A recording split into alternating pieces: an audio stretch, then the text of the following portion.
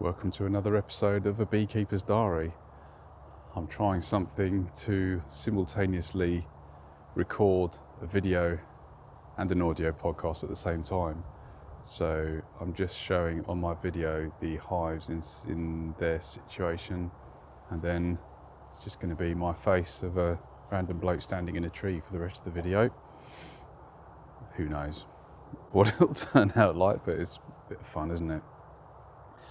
So we are now at the beginning of November, and it's still quite warm, although the bees aren't really flying too much.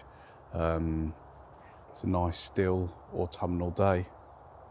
Red kites flying overhead, calling from time to time. There was 10 in the air earlier on, which I've tried to video on my phone. It's not so easy, but I've given it a go. So I'll try and cut that in if I can.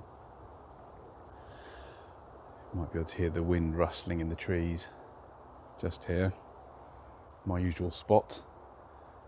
If anyone can see me, it looks like I'm just muttering to myself in a field, which is true.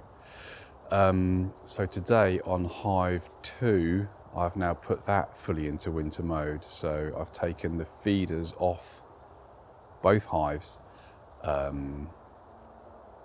managed to coax the bees out of that, which was moderately traumatic. I've had my last bit of bee venom therapy for the year, one in the hand, and for the first time one got inside my welly boots and stung me on the ankle, which was rude.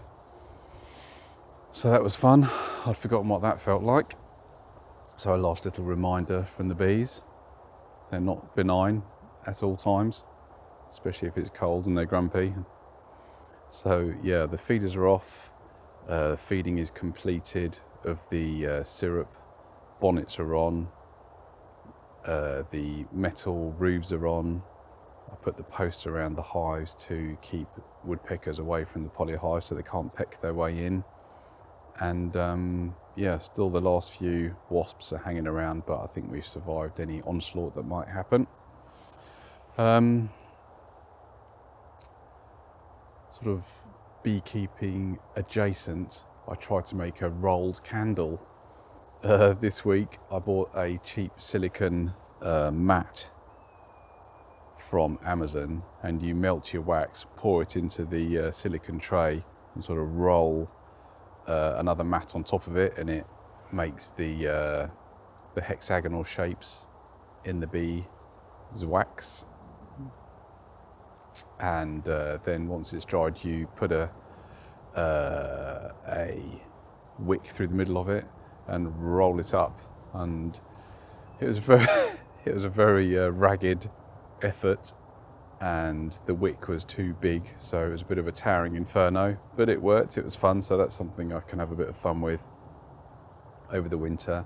I quite like making candles. I make some traditional poured candles into moulds, which I quite like doing, but the rolled one looked fun and quite an attractive product, so I thought I might have a go at making some of those.